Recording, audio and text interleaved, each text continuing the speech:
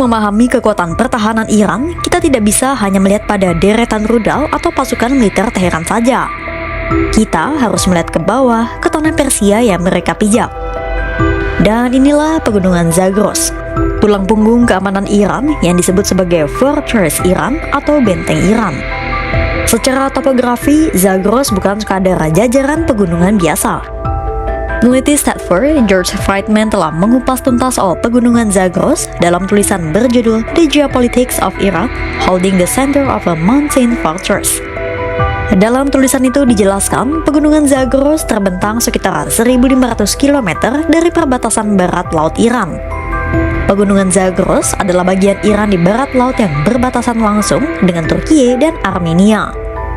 Sementara di bagian tenggara pegunungan adalah perbatasan Iran dengan Selat Hormuz. Pegunungan Zagros masih terbentang hingga perbatasan Iran dan Irak. Tapi di bagian ini, medan pegunungannya mulai datar.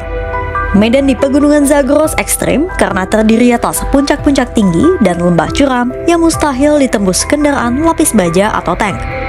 Selain sulit dilalui senjata darat, Zagros juga bisa menciptakan radar clutter atau gangguan sinyal alami di lembah-lembahnya yang dalam.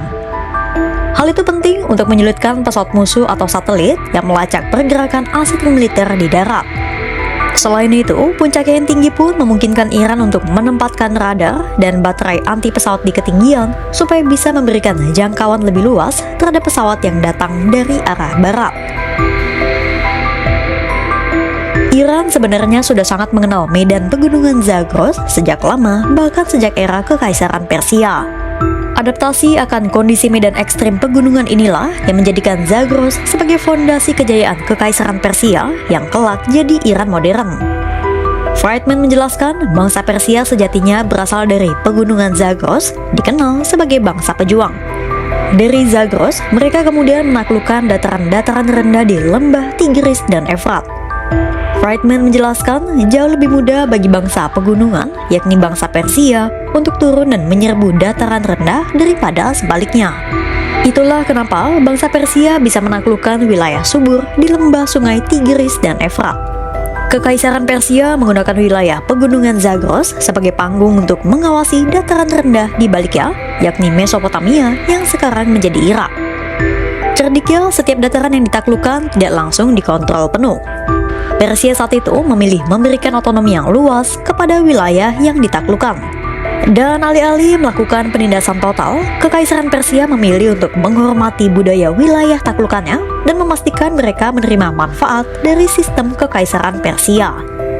Jadi, wilayah taklukan itu tidak akan melakukan pemberontakan di pegunungan yang tentu akan sulit diredam.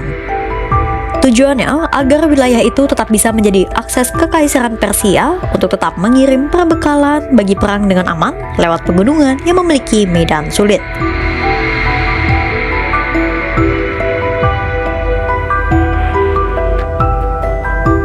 Dan di era Iran modern, pegunungan Zagros kini telah berevolusi.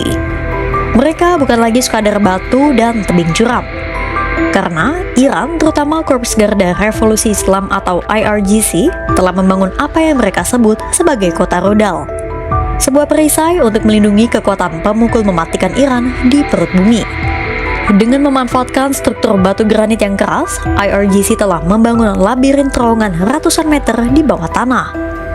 Bukan sekadar bunker sempit, fasilitas ini dirancang sedemikian rupa hingga mampu menampung truk peluncur rudal balistik raksasa. Ada rudal Kibar Shekan, Haji Qasim, Gadarha, Sejil, hingga Emad.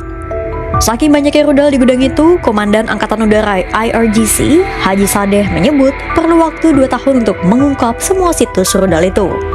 Mantan pemimpin IRGC, Mendiang Hossein Salami, juga sempat bilang kota rudal itu juga mencakup landasan peluncuran untuk rudal jarak jauh yang memiliki jangkauan presisi hingga ratusan kilometer. Strategi ini menciptakan kekebalan fisik yang ekstrim. Iran mengeklaim kota rudal membuat aset-aset strategis aman dari hantaman bom penghancur bunker konvensional seperti punya Amerika Serikat.